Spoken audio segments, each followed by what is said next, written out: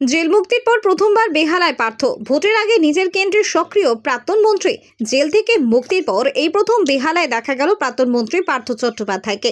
আসন্ন বিধানসভা ভোটের আগে নিজের বিধানসভা কেন্দ্র পরিদর্শনে বেরোলেন তিনি। স্থানীয় সূত্রে জানা গেছে, এদিন তিনি এলাকায় ঘুরে সংগঠনের কর্মী সমর্থকদের সঙ্গে কথা বলেন এবং বিভিন্ন ওয়ার্ডের পরিস্থিতি খতিয়ে দেখেন। দীর্ঘদিন পর তাকে সামনে পেয়ে অনেকেই কৌতূহলী হয়ে ভিড় জমায়। পার্থ চট্টোপাধ্যায়ের এই সক্রিয়তা রাজনৈতিক মহলে নতুন করে জল্পনা উস্কে দিয়েছে। ভোটের আগে তার এই সফর কতটা তাৎপর্যপূর্ণ তা নিয়ে আলোচনা শুরু হয়েছে বিভিন্ন মহলে, যদিও এই বিষয়ে প্রকাশ্যে বড় কোনো মন্তব্য করেননি তিনি।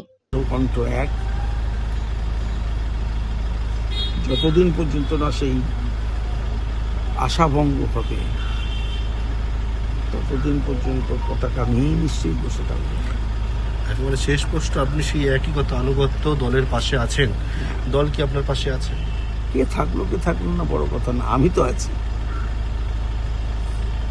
এই যে এত সংখ্যক মানুষ আমাদের ভোট দেয়, তারা কি সবই দলের সদস্য হয়? কিন্তু তারা দলের পতাকাকে বিশ্বাস করে বলেই তো ভোট দেয়। আজকে বেহালায় আপনি যাচ্ছেন, সেটা হচ্ছে তৃণমূল কংগ্রেসের নেতা হিসাবে না বিধায়ক হিসাবে?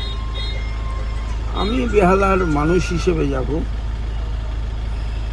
যে বেহালার মানুষ আমাকে পরিষদীয় রাজনীতিতে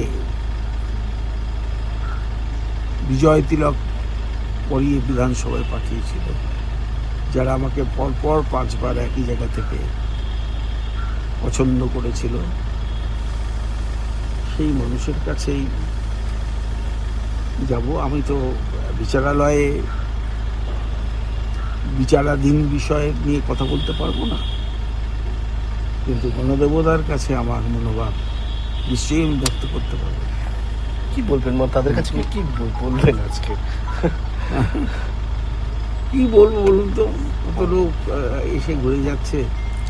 আমি বলছি, কেউ বললো আর বোধহয় পার্থদা সুস্থ হতে পারবে না, কেউ বললো আর বোধহয় দাঁড়াতে পারবে না, কেউ বললো যে জেলেই হয়তো। আমি সে একটা স্লোগান দিয়ে শুনতাম বেহালায়, গঙ্গাসাগর বারবার বিদ্যাসাগর একবার।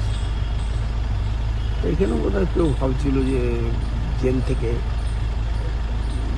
জীবন্ত বার্তা নাও আসতে পারে।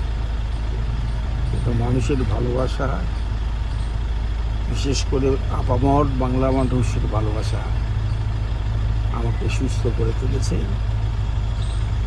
আমি এখন তাদের প্রতি দায়বদ্ধ, যারা আমাকে এখনো পর্যন্ত